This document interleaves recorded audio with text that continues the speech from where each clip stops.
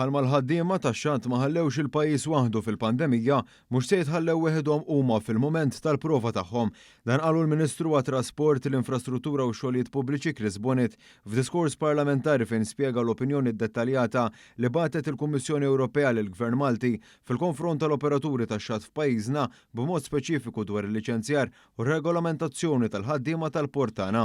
Il-Kummissjoni Ewropea għadha kemm infurmat lill-Gvern fir-rigward opinjoni dettaljata reasoned opinion fuq is-sistema tax-xogħol fil-portijiet tagħna, b'mod speċifiku dwar il-liċenzjar u r-regolamentazzjoni tal-ħaddiema tal-port tagħna.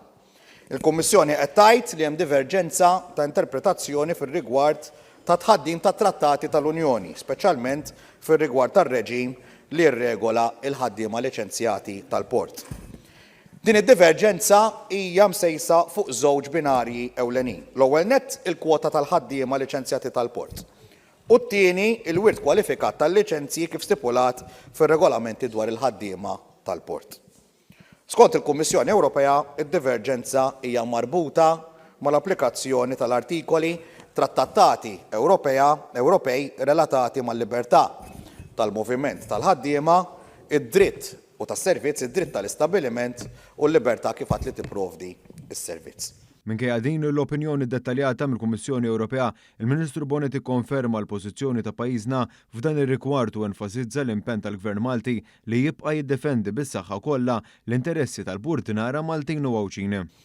U minn meta l-Kummissjoni esprimiet għall-ewwel darba dawn il-ħsibijiet tagħha fl-2020, propju minn dakinhar il-Gvern Malti ma waqafx jiddefendi bil-qawwa kollha il-qafas legali tagħna li assigura ħarsien sħiħ lejn il-ħidma u lejxien tal-ħaddiema liċenzjati tax-xatt tagħna. U Mr. Speaker, minkejja din l-opinjoni dettaljata tal-Kummissjoni Ewropea li issa possibilment se tiftaħ kawża kontra pajjiżna fil-Qorti tal-Ġustizzja Ewropea, illum f'din il-Kamra tal-Poplu irrid nikkonferma bħala Ministru responsabbli li dan il-Gvern għadu u se jibqa' impenjat li jkompli jressaq il-quddiem id-difiża ta' dawn il-ħaddiema.